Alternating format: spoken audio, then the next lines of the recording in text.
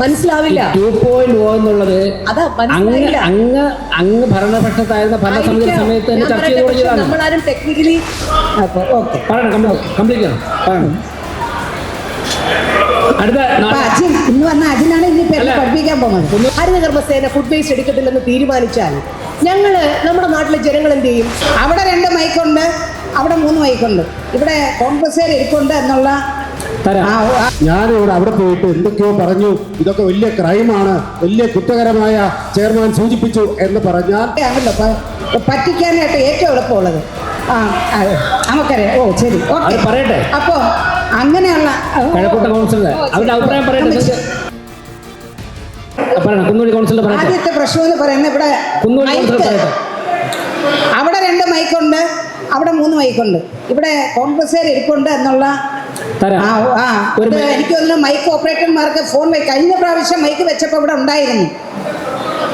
അതൊരു കാര്യം. അത് പിന്നെ നമ്മൾ UDF വികേന്ദ്രീകൃത മാലിന്യ സംസ്കരണത്തിന് 100% ഞങ്ങൾ സപ്പോർട്ട് തന്നെയാണ്.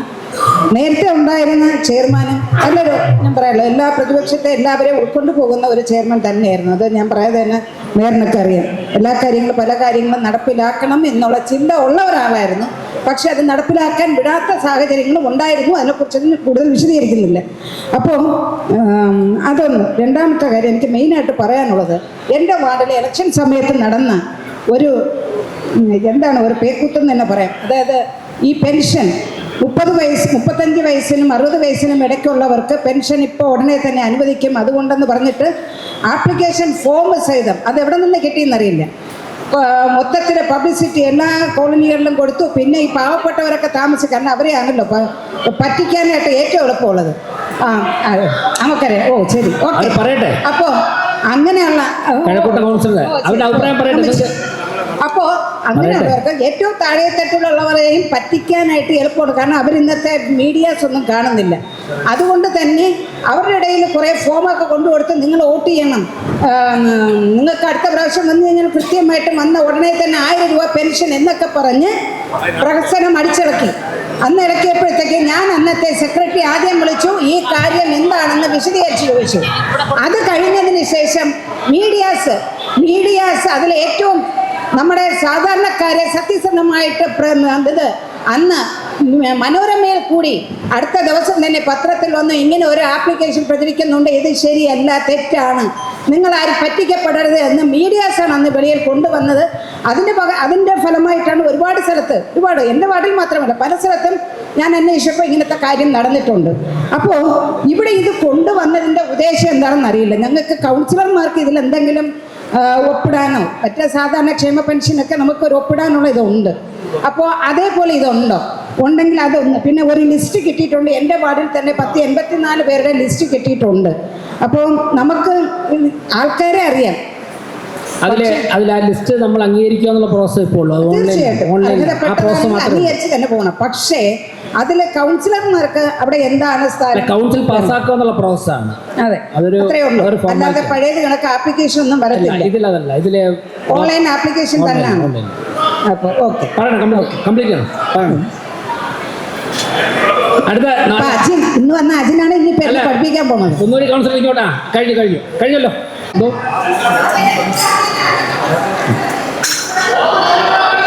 അല്ല, രാഖി രവികുമാർ കഴിഞ്ഞിട്ട് ഭരണപക്ഷം പാപ്പനോട് സജി ആരാ സംസാരിക്കാൻ ഉള്ള നോക്കിയിട്ട് പറയും.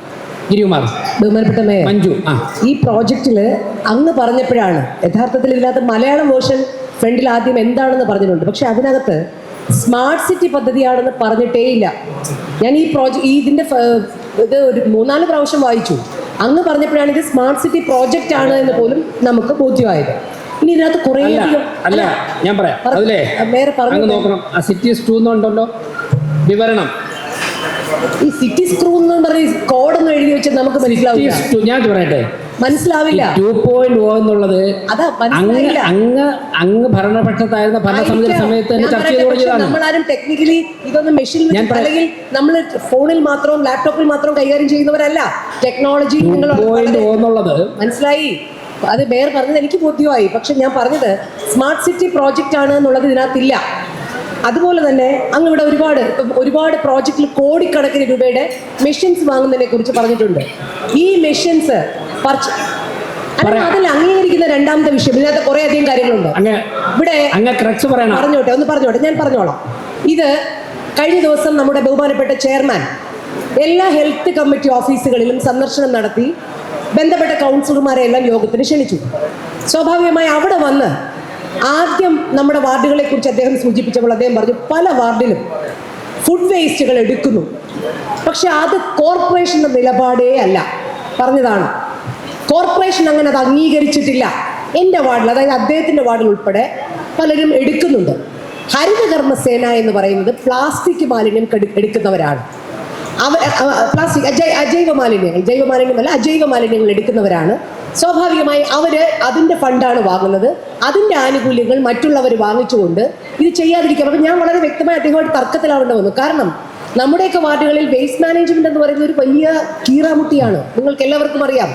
ഇവിടെ കേന്ദ്രീകൃത മാലിന്യ സംസ്കരണ പ്ലാന്റ് വന്നതിന് ശേഷം വികേന്ദ്രീകരണത്തിലേക്ക് ചന്ദ്രിക മേയറുടെ കാലഘട്ടത്തിൽ മാറുന്ന സമയം മുതൽ നിരവധിയായിട്ടുള്ള പൈപ്പ് കമ്പോസ്റ്റുകൾ, കിച്ചൺ ബിന്നുകൾ, എയറോബിക് ബിന്നുകൾ, അതോടൊപ്പം തന്നെ നമ്മുടെയൊക്കെ ബയോഗ്യാസ് പ്ലാന്റുകൾ, അങ്ങനെ ഒരുപാട് പരീക്ഷണങ്ങൾ നടത്തി ഏകദേശം ഒരു ധാരണയായിട്ട് പോലും നമ്മുടെയൊക്കെ വാർഡിൻ്റെ പ്രധാനപ്പെട്ട ഭാഗങ്ങളിൽ പലരും ഇത് ചെയ്യുന്നില്ല. അത് എല്ലാ വാർഡിലുമുണ്ട്. ഒരു വാർഡിലൊന്നുമില്ല, ഒരുപക്ഷെ കൂട്ടിച്ചേർത്ത പഞ്ചായത്തിലുള്ള പ്രദേശങ്ങളിൽ ചിലപ്പോൾ അത് നടക്കുന്നില്ല.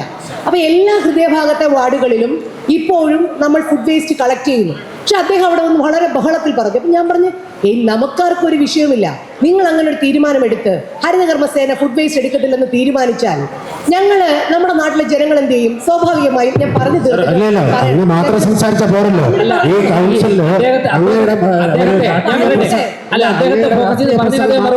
കേട്ടിരിക്കാനുള്ള പദ്ധതിയുടെ ഭാഗമായി നമുക്ക് ഹരിതകർമ്മസേന രൂപപ്പെട്ടപ്പോൾ അതിന്റെ ബൈലയിൽ എന്താ സൂചിപ്പിക്കണം? ഇവിടെ നിങ്ങളുടെ ഫുഡ് വേസ്റ്റ് എടുക്കാൻ പറഞ്ഞിട്ടുണ്ടോ?